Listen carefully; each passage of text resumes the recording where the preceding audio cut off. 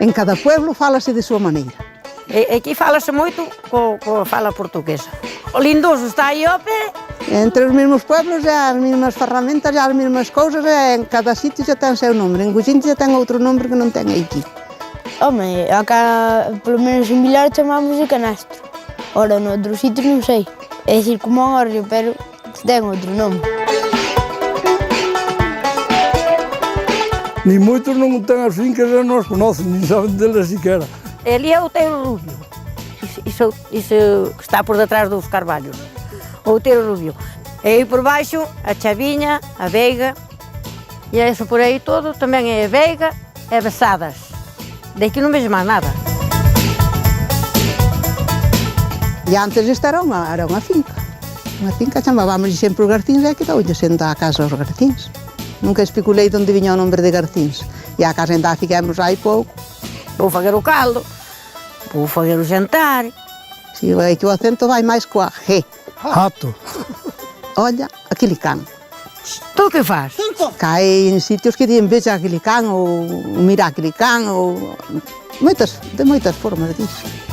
Claro, dizemos nós. E aquí neste pueblo, dice así, non sin, olla aquele can. Eu estou olhada, será porque eu sei. Mira, a miña neta veu en xaneiro. Adiante no agosto já sabía o galego todo. Pero o galego, con 10, ten agora 10 anos. 10, eu dixen, sabía o galego todo. Dixe que eu aprendeu neso dos gaviláns, na novela dos gaviláns. Ela dixe que aprendeu ali. Ben falado.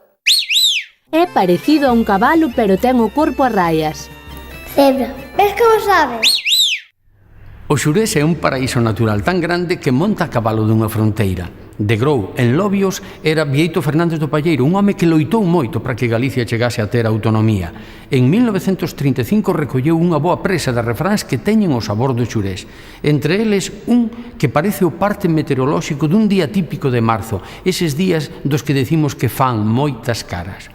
Marzo marzán, a mañán cara de can. Ao mediodía ixamea a colmea, á noite chove, neva e escarapetea, e á mañán morre a ovella. Ao mediodía ixamea a colmea, que quere dicir? Ao mediodía sai un pouquiño o sol e as abellas saen da colmea.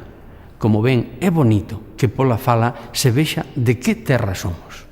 Abur.